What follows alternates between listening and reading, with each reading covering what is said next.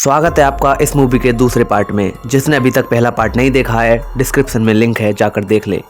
तभी मूवी में आगे दिखाते हैं कि वो जादू से बनाया हुआ बच्चा बर्फ को चबा चबा कर खाता है और ऐसा करते हुए उसे उसकी माँ देख लेती है। रात होते ही बच्चा अपनी माँ से कहता है, यानी गीता से कहता है कि तुम मुझे छोड़कर कभी मत जाना।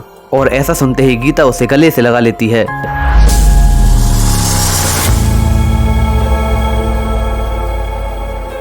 अगले सीन में जादुई बच्चा उसी कमरे में पहुंच जाता है जो कमरा उसके पिता ने कमरे का राज पता लगाने के लिए पेंटिंग से सजाया था। और जैसे ही उस बच्चे का पिता यानी राहुल उस कमरे के अंदर आता है, डर के मारे वो शीशा उस बच्चे के हाथ से टूट जाता है और राहुल उस बच्चे को डांट मारकर बाहर भगा देता है। अगले सीन में वो जादुई बच्चा उसी कमरे में पहुंच जाता है जिस कमरे से उसे बनाया गया था। और तभी अगले सीन में राहुल की आंख खुलती है तो देखता है वह शीशा पहले के जैसा जुड़ा हुआ है।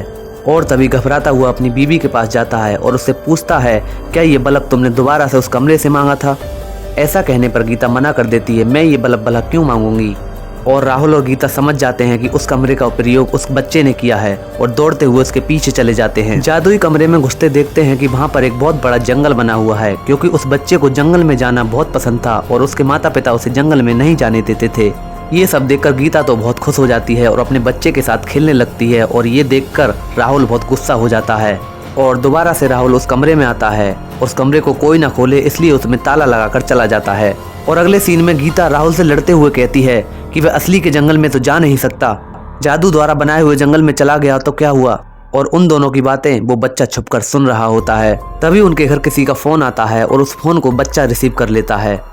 तभी राहुल बच्चे से फोन छीन लेता है और फोन पे बात करने लगता है। और फोन पर पता चलता है फोन पर उसी शैतान का फोन होता है जो उसी जादू द्वारा बनाया गया था। और फोन पर बताता है कि अगर तुम इस बच्चे को जिंदा रखना चाहते हो तो तुम्हें अपनी या अपनी बीबी की बलि देनी होगी। और उसे ऐसा कहते हुए उसकी पत्नी गीता सुन लेती है और ये सुनते ही वह रोने लगती है। गीता के चले जाने के बाद राहुल गीता को बार बार फोन करता है लेकिन उसका फोन स्विच ऑफ जाता है। तभी बच्चा आकर राहुल से कहता है कि मुझे मेरी मम्मी चाहिए और इस बात पर राहुल से लड़ने लगता है। और इस बात पर राहुल उसे डांट कर भगा देता है। और आगे राहुल गुस्से में आकर उस बच्चे को सब बता देता है कि कोई तुम्हारी मम्मी नहीं है, कोई तुम्हारा पापा नहीं है, तुम्हें जादू से बनाया गया है और इसी वजह से हम तुम्हें बाहर नहीं जाने देते। अगर तुम बाहर चले गए तो थोड़ी देर में मर जाओगे। और राहुल कहता है कि अगर तुम्हें विश्वास नहीं होता तो चाहे बाहर जाकर देख लो। और अगले सीन में देखते हैं कि गीता घर लौटकर वापस आ जाती है और वापस आकर देखती है कि राहुल उस बच्चे के साथ सोया हुआ है। गीता के वापस आने पर राहुल जग जाता है और अपनी बीवी से प्यार करने लगता है। और गीता और राहुल प्यार करने में इतने मगन हो जाते हैं कि उन्हें पता नहीं होता है कि उनकी बातें कोई सुन रहा है। और ऐसा करते हुए उन्हें उनका बच्चा देख लेता है। अगले दिन गीता और राहुल जब सो रहे होते हैं तो उनका बच्चा उनकी पैंट से चाबी निकाल कर ले जाता है। तभी राहुल की आंख खुल जाती है और अपने बच्चे को कमरे में देखने जाता है और पाता है कि बच्चा कमरे में नहीं है। तभी राहुल बाहर आकर देखता है कि घर का दरवाजा खुला हुआ होता है, जबकि राहुल दरवाजे को रोज लॉक करके सोता था। तभी मूवी में आगे पता चलता है जो उनका बच्चा वो छोटा था, वे देखते हैं कि वो काफी बड़ा हो चुका होता है। तब वे समझ जाते हैं कि वो बाहर गया है और खुद बड़ा होकर अंदर आ गया है, क्योंकि जादू से बनने के कारण उसकी उम्र बाहर जाने पर बहुत तेजी से बढ़ने लगती थी। और तभी वो लड़का राहुल को देखकर उस पर गोली चलाने लगता है और राहुल से कहता है कि जो तुमने मम्मी के साथ रात किया था मुझे भी वही करना है। तभी गीता ये बात सुनकर घबरा जाती है और आगे जाकर उससे बंदूक छीनने की कोशिश करती है। मौका देखते ही राहुल उस लड़के को धक्का दे देता है और उस लड़के के हाथ से गन छूटकर नीचे गिर जाती है। और धक्का देने से गीता के सिर में चोट लग जाती है और वहीं पर बेहोश हो जाती है। और अगले सीन में जैसे ही गीता की आंख खुलती है वह देखती है अपने पति के साथ है, लेकिन उसका पति कुछ अजीब सी हरकतें कर रहा था जो कुछ उस बच्चे से मिलती थी। गीता ये देखकर सब कुछ समझ जाती है और वह उससे दूर हटने लगती है। तभी आगे दिखाते हैं कि राहुल की आंख अपने घर में खुलती है और वह पाता है कि गीता वहाँ पर नहीं है। और गीता को वहाँ ना पाकर वह बहुत घबरा जाता है। और तभी राहुल भागकर उस कमरे के पास जाता है तो देखता है कमरा अंदर से लॉक होता है। वह समझ जाता है कि गीता उस लड़के के साथ उसी कमरे में है और किसी तरह से उस कमरे की दीवार को तोड़ने की कोशिश करता है और वो अंदर जाने की कोशिश करता है और अंदर जाने में सफल भी हो जाता है। और राहुल कमरे के अंदर आकर देखता है कि कमरे के अंदर भी ऐसा ही जंगल बना हुआ है जैसा कि बाहर है। वह उसमें अपने घर को ढूंढने की कोशिश करता है और धीरे धीरे घर को ढूंढ लेता है। और दूसरी तरफ राहुल का हमशक्ल यानी उन दोनों का बच्चा अपनी मम्मी के साथ गलत संबंध बनाने की कोशिश करता है। गीता उससे दूर हटने की काफ़ी कोशिश करती है लेकिन वह ज़बरदस्ती करने लगता है और वो कहता है कि अगर तुम उसके साथ कर सकती हो तो मेरे साथ क्यों नहीं कर सकती। और तभी गीता उसे धक्का देकर वहाँ से भाग जाती है। और अगले सीन में राहुल सुनता है कि घर के अंदर से काफ़ी आवाज़ें आ रही हैं और वो आवाज़ें गीता की होती हैं। क्योंकि राहुल का हमशक्ल यानी उनका बेटा अपनी माँ के साथ जबरदस्ती कर रहा होता है। लेकिन तब तक राहुल घर के अंदर आ पाता है। वह अपनी माँ के साथ गंदी हरकत कर चुका होता है। अंदर आते ही राहुल गीता को ढूंढने लग जाता है और इधर उधर देखने लगता है और गीता भी वहाँ से भागने की कोशिश करती है। और तभी आगे से राहुल आ जाता है और उसे चलने के लिए कहता है। लेकिन पीछे से अचानक राहुल का हमशक्ल भी आ जाता है।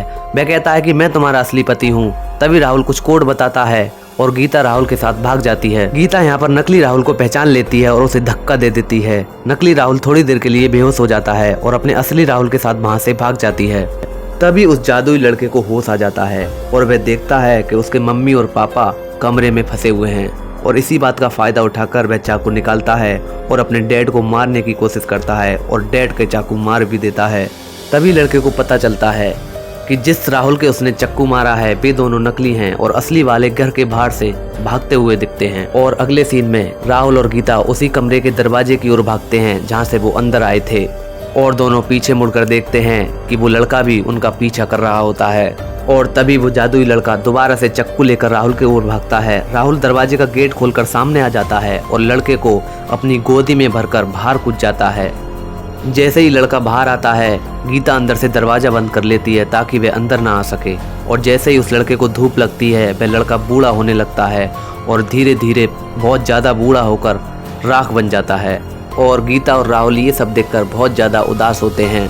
और अगले सीन में कहानी 1 महीने बाद की दिखाई जाती है।